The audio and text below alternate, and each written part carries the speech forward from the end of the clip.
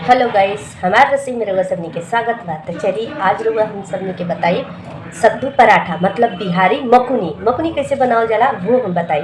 सब कोई बनावेला अपना अपना तरीका से। तो चलिए हम पहले सत्तू ले ले बानी। एकरा में डाले खातिर कुछ सामान चाहिए।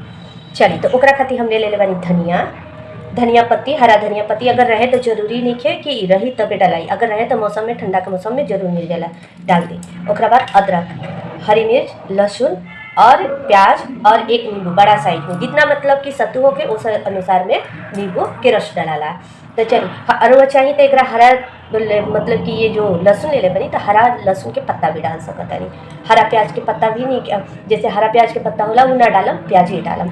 अगर जरूरी होके तो डालिए, ना जरूरी होके तो प्याज जरूरी नहीं है। चलिए सबकी एकदम बारीक चॉप करे के बा। अगर लिट्टी बनावत नहीं तो मोटा ही चलेला, सत्तू पराठा बनावत नहीं जैसे मकुनी बनावत नहीं तो एक के बारीक पीसे के पड़ेला। तो एक के बारीक हम पीस देता नहीं। चलिए तो चॉप करे खातिर एकदम बारीक चॉप करे खातिर हम एगो चॉपर ले ले बने। रोज चाहिए तो अगर हाथ से करत नहीं तो हाथ से भी बारीक कर ले हम। ओकरा में अदरक के थोड़ा सा टुकड़ा कर दे, काहे कि बड़ा साइज में अदरक होखेला तो चॉप करे में दिक्कत होखेला। अब लहसुन डाल दे हम, सब चीज़ एक ही साथ चॉप कर दी हैं। अगर चाकू से चाहे हंसुआ से रउआ करत नहीं तो बारीक एकदम करम, काहे कि बेलत खानी जो रहेला ना कि पराठा फटे ना, ये चलते बारीक सत्तू पराठा में कई जाला। अल्लाह से जैसे लिट्टी बनावत नहीं रउआ तो उस समय का हो कि थोड़ा मोटा भी कटिन हो तो वो लिट्टी है वो चल जाला, लेकिन एकरा में ना चले। खाली नींबू के छोड़ के सबके हम बारीक चॉप कर दे हम।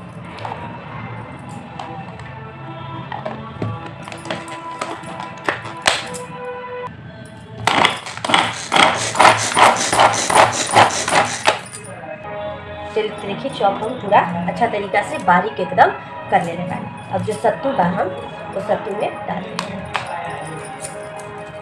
रोज मिक्सी बा तो मिक्सियों में थोड़ा रुक रुक के वो चलाई तो बारीक हो जाला एकदम।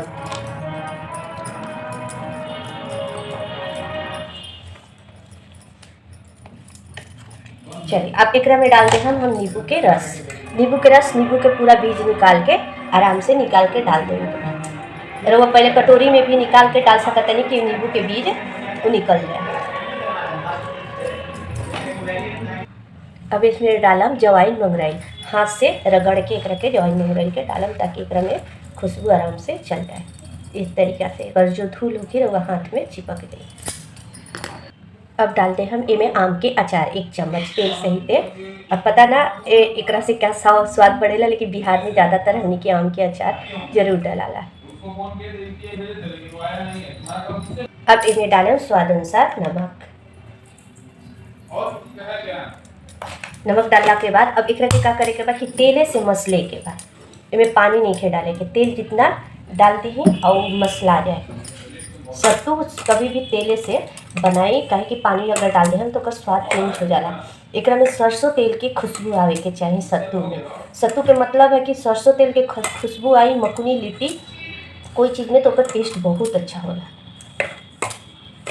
इसी तरीक़ा से तेल डाल डाल के हाथ से मसल के बना लेवे के बाद। चलिए तो देखिए हमने के सत्तू तैयार हो गए। सत्तू ऐसा तैयार कर जाला कि हाथ में एक तरीक़ा से अगर गोल गोल घुमाए तो ये लड्डू की तरह हो जाए के चाहिए, ये फूटे के ना चाहिए। तो सरसों तेल वैसा ही डाला कि लड्डू के समान बन जाए। अगर लड्डू के समान बन जाए तो मतलब कि सत्तू बहुत अच्छा तरीक़ा से बन जाए, टेस्ट ओकर बहुत अच्छा आई। तो चलिए हमारा सत्तू तैयार हो गई। अब रोटी के जो आटा गूंदले बानी मतलब कि पराठा खाती वही पर रोटी सत्तू पराठा में चाहिए। चलिए तो देखिए हम पहले से आटा गूंद के रख ले बानी। ये कैसा आटा गूंदल बा, जो रोटी बनावल जाला उस तरीका से आटा होके के चाहिए मुलायम, काहे कि पराठा के खिलल खिलल और मुलायम होके के चाहिए। तो चलिए अब बनावल जाओ। इस तरीका से गोला ले ले हम और ओकरा बाद एकरा के थोड़ा सा आटा में एकरा के डिप करके एकरा के भर दिया। देखिए तो इस तरीके से हम गोला बना ले हैं। अब थोड़ा सा हम जितना अपना भरे के अंदाज से ओकरा में भर ले हैं। कोई सत्तू ज़्यादा खाला, थोड़ा कोई कम खाला, तो इस तरीका से बराबर एकदम बेलाए। सत्तू पराठा के बेले के भी अलग अलग तरीका होला, एक तरफ से ना बेलाला। थोड़ा सा आटा में करके डिप कर दिया और डिप के के बाद गोला बना दिया।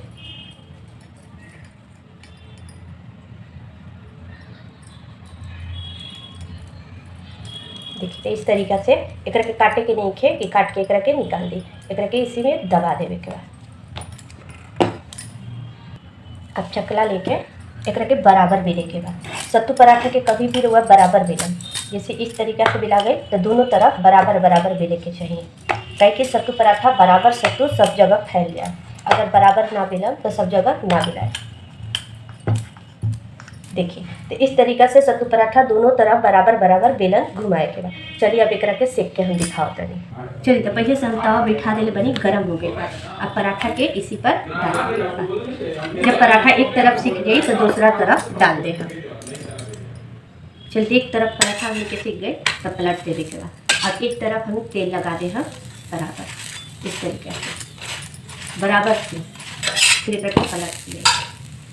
एकदम पराठा खिला खिला खूब सुंदर होती। पराठा चारों तरफ से फूल जाए तो समझ लीजिए पराठा राउर चारों तरफ सत्तू फैल जाएगा। कभी भी सत्तू पराठा के बराबर फूल जाए के चाहिए। अभी देखिए सत्तू पराठा एक तरफ फूला ना दूसरा तरफ ना, देखिए तो पराठा में के फूल गए। इसी तरीका से दूसरा भी हम बना लेते हैं।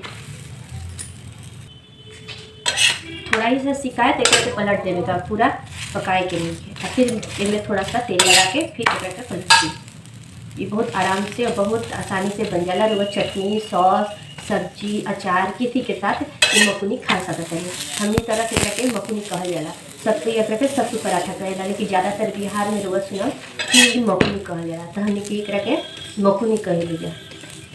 देखिए तो पूरा हमने के सत्तू पराठा आराम से फूल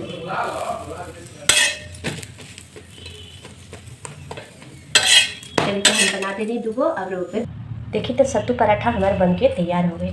अब रोए एक के फाड़ के हम दिखाते नहीं कि चारों तरफ सत्तू गई बा कि ना।